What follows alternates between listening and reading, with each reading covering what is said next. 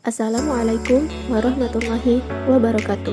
Kami dari kelompok 7 yang beranggotakan saya, Ayu Hastini, dan teman saya, Asnifailin Zakia, Prodi Pendidikan Agama Islam, Fakultas Agama Islam, Universitas Muhammadiyah Sumatera Utara.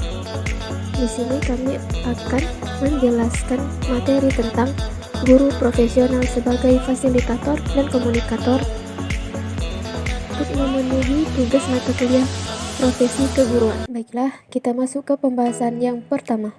Pengertian guru profesional. Guru profesional adalah kemampuan seorang guru untuk melaksanakan tugas pokoknya sebagai seorang pendidik dan pengajar yang meliputi kemampuan dalam merencanakan, menjalankan, dan mengevaluasi hasil pembelajaran.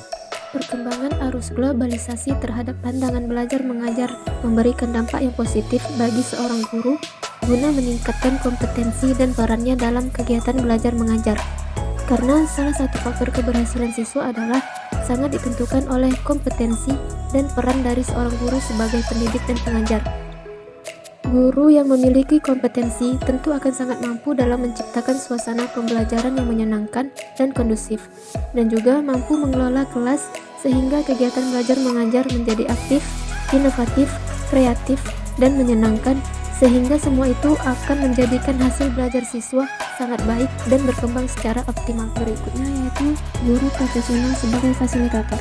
Di sini maksud dari guru sebagai fasilitator ialah guru yang berfungsi sebagai pemberi fasilitas atau melakukan fasilitasi.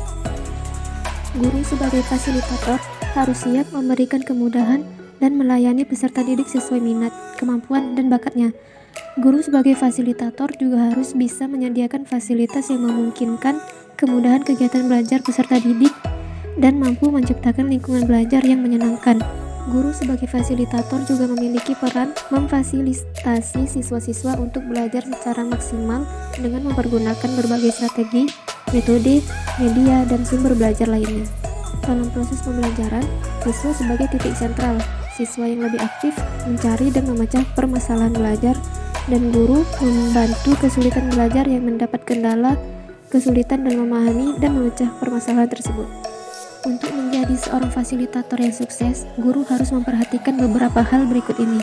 Yang pertama, mendengarkan dan tidak mendominasi. Karena siswa merupakan pelaku utama dalam pembelajaran, maka sebagai fasilitator, guru harus memberi kesempatan agar siswa dapat aktif. Kemudian, bersikap sabar. Jika guru kurang sabar melihat proses yang kurang lancar, lalu mengambil alih proses itu, maka hal ini sama dengan guru telah merampas kesempatan belajar siswa. Selanjutnya, menghargai dan rendah hati. Guru berupaya menghargai siswa dengan menunjukkan minat yang sungguh-sungguh pada pengetahuan dan pengalaman mereka. Selanjutnya, mau belajar. Seorang guru tidak akan dapat bekerja sama dengan siswa apabila dia tidak ingin memahami atau belajar tentang mereka. Selanjutnya, bersikap sederajat. Guru perlu mengembangkan sikap kesederajatan agar bisa diterima sebagai teman atau mitra kerja oleh siswanya. Selanjutnya, bersikap akrab dan melembut. Hubungan dengan siswa sebaiknya dilakukan dalam suasana akrab, santai, bersifat dari hati ke hati atau interpersonal relationship, sehingga siswa tidak merasa kaku dan sungkan dalam berhubungan dengan guru. Kemudian, tidak berusaha menceramahi. Siswa memiliki pengalaman, pendirian, dan keyakinan tersendiri. Oleh karena itu, guru tidak perlu menunjukkan diri sebagai orang yang serba tahu, tetapi berusaha untuk saling berbagi pengalaman dengan siswanya, sehingga diperoleh pemahaman yang kaya di antara keduanya. Selanjutnya, berwibawa. Meskipun pembelajaran harus berlangsung dalam suasana yang akrab dan santai, seorang fasilitator sebaiknya tetap dapat menunjukkan kesungguhan di dalam bekerja dengan siswanya, sehingga siswa akan tetap menghargainya. Kemudian, tidak memihak dan mengkritik. Di tengah kelompok siswa sering sekali terjadi pertentangan pendapat. Dalam hal ini, diupayakan guru bersikap netral dan berusaha memfasilitasi komunikasi di antara pihak-pihak yang berbeda pendapat. Kemudian, bersikap terbuka. Biasanya siswa akan lebih terbuka apabila telah tumbuh kepercayaan kepada guru yang bersangkutan. Oleh karena itu, guru juga jangan segan untuk berterus terang bila merasa kurang mengetahui sesuatu, agar siswa memahami bahwa semua orang selalu masih perlu belajar. Dan yang terakhir, bersikap positif.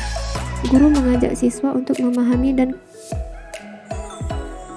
keadaan dirinya dengan menonjolkan potensi-potensi yang ada, bukan sebaliknya mengeluhkan keburukan-keburukannya. Pembahasan yang terakhir yaitu guru profesional sebagai komunikator. Guru juga berperan sebagai seorang komunikator, mengkomunikasikan materi pelajaran dalam bentuk verbal dan non-verbal. Pesan dalam bentuk verbal tersebut dirancang untuk disajikan dalam beberapa kali pertemuan dan diterapkan sesuai dengan standar kompetensi dasar, indikator, media, dan dalam alokasi waktu yang sesuai dengan beban dan muatan materi. Sedangkan pelajaran non-verbal sendiri adalah informasi yang berupa visualisasi. Adapun jenis-jenis informasi non-verbal adalah grafik, batang, garis dan lingkaran, bagan, tabel, diagram, matriks, peta, dan denah. Dalam penerapannya, seorang guru profesional bisa membuat alat peraga untuk menjelaskan pelajaran nonverbal agar suasana belajar lebih menarik untuk peserta didik. Komunikasi sebenarnya berasal dari bahasa Inggris adalah communication, berasal dari kata communication atau dari kata komunis yang berarti sama atau sama maknanya. Komunikasi sendiri mendapatkan tempat strategis dalam dunia pendidikan. Pendidikan adalah komunikasi dalam arti kata bahwa dalam proses tersebut terlibat dua komponen yang terdiri dari guru sebagai komunikator dan siswa sebagai komunikan. Tujuan pendidikan akan tercapai jika prosesnya komunikatif. Guru sebagai komunikator di sini sangat diperlukan untuk lebih mengkondisikan suasana belajar mengajar di kelas. Guru sebagai komunikator dituntut untuk mempunyai keterampilan berkomunikasi yang baik agar proses pembelajaran berjalan dengan maksimal dan memberikan kesan yang baik kepada siswa. Untuk itu, seorang guru harus mengetahui kebutuhan, karakteristik, minat, serta hobi anak didiknya yang menjadi pihak komunikan. Guru memiliki peran penting di dalam kelas, yaitu peran mengoptimalkan kegiatan belajar. Untuk mencapai peran tersebut, guru harus memiliki 3 kemampuan atau generik esensial sebagai berikut. Yang pertama, kemampuan merencanakan kegiatan. Yang kedua, kemampuan melaksanakan kegiatan. Yang ketiga, kemampuan mengadakan komunikasi. Ketiga kemampuan ini sangat pentingnya, karena setiap guru tidak hanya mampu merencanakan sesuai rancangan, tetapi harus terampil melaksanakan kegiatan belajar dan terampil menciptakan iklim yang komunikatif dalam kegiatan pembelajaran. Untuk menciptakan iklim komunikatif, guru hendaknya memperlakukan siswa sebagai individu yang berbeda-beda, yang memerlukan pelayanan yang berbeda pula, karena siswa mempunyai karakteristik yang unik, memiliki kemampuan yang berbeda, minat yang berbeda, memerlukan peserta didik memiliki kebebasan untuk memilih yang sesuai dengan dirinya dan merupakan pribadi yang aktif. Untuk itulah kemampuan komunikasi guru dalam kegiatan pembelajaran sangat diperlukan.